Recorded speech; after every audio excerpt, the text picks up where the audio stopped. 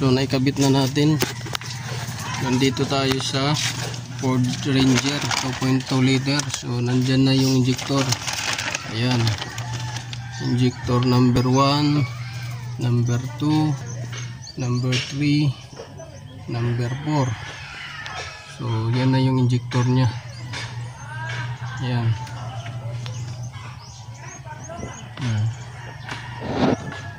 Yan yung injector nya guys. Naikabit na natin injector nya. Tsaka papaanda rin natin. So nandito pa yung mga tools natin, oh. Yan, papaanda rin natin. Ngayon itingnan natin kung one click. So ito guys, ititest na natin tong fuel injector solenoid valve. Dahil ang issue nga ng Ford Ranger ay puro lang cranking, walang starting. So una nating pag-test nito guys ng impedance ng solenoid ay itong solenoid valve nya. Dahil naging busted siya, so walang reading nung una. So ito may reading na lahat yan. Iti-check natin, puro may reading na yan. At ikakabit na natin doon sa Ford Ranger at papaanda rin natin. So dati walang reading yan guys. Tapos ginawa natin yan para magkaroon ng reading.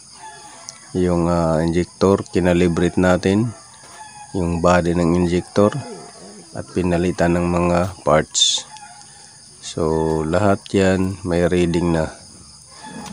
So yan guys, yung pag-reading, kukunan mo lang ng resistance value, solenoid or yung impedance nya value.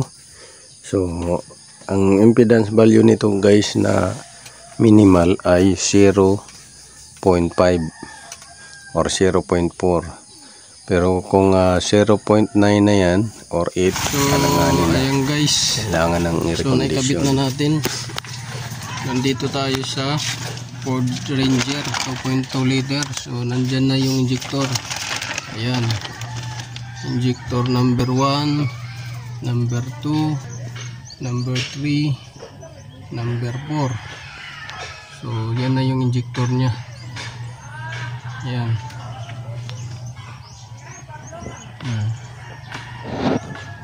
Yan yung injector nya guys. Naikabit na natin injector nya. Tsaka papaanda rin natin. So nandito pa yung mga tools natin, oh. Yan, papaanda rin natin. Ngayon itingnan natin kung one click. So anda rin natin kasi may na-discovery ako na sakit nito. Hindi lang ang sakit nito ay ayaw mandar, talagang may mabigat pang problema nito. So dito, ayan. So yan, anda rin natin kung one click. Ayan, umandar na siya.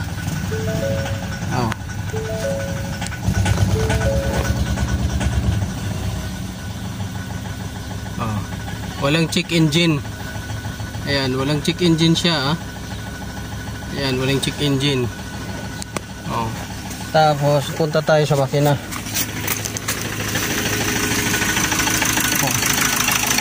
Ayan, umandar na yung makina. Kaso mabibrate at saka maingay. So mabibrate at saka maingay. Ayan.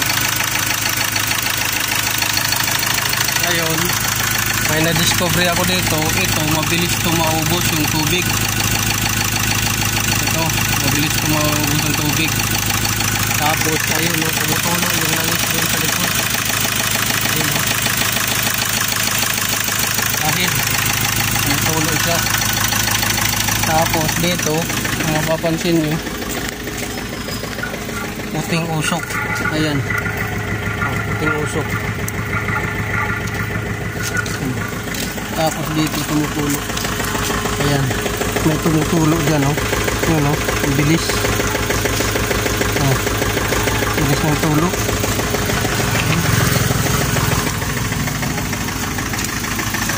Yan yung ano natin. So, meaning to say, may issue to now. Parang overheat. Issue nito. Kasi tumutulo yung diesel at saka langis tubig sa likod. Ngayon, pag in-accelerate natin, so ayan, hindi pa tumataas pa rin guys yung, ayan o, hindi pa tumataas yung temperature gauge nya.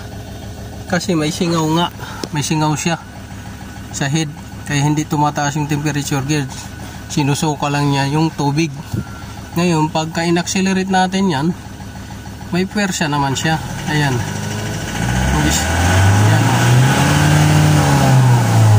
5,000.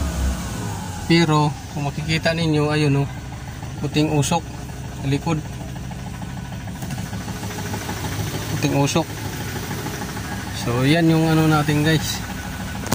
So, ang symptoms nito guys dati, ang complaint nito ay ayaw umandar. So ngayon, chinik natin yung injector at saka injector solenoid is yung injector solenoid valve niya ay busted.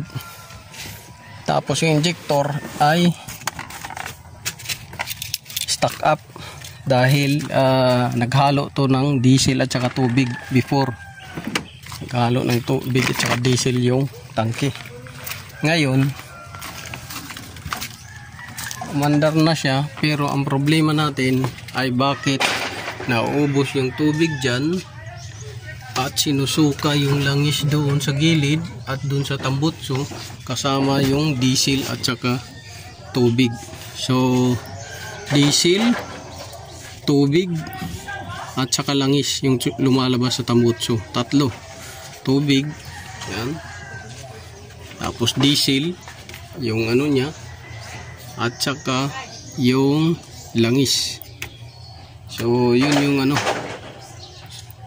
yun yung panibagong sakit nito. So, kailangan natin dito, dahil delay yung ano niya, RPM niya, minsan nagdi-delay, minsan hindi. Palitan natin ng injector injection suction control valve. Nandoon sa ilalim ng injection pump.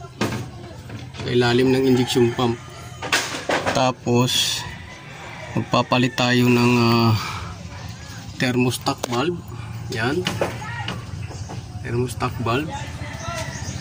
At saka itong itap overhaul siguro to. So yun yung ano, yun yung panibagong trabaho. So yun lang guys ang may-share ko sa inyo. So baka general overhaul nang mangyari nito guys. So kung nakikita nyo, may langis, may tubig, may diesel. So yan yung next natin na tatrabahoin dito.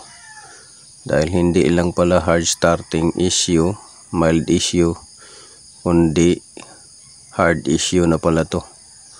So hindi naman natin na-trace yan dati dahil ang ano nito issue is ayaw lang umandar. So chinik natin injector, walang buga, stuck up nga.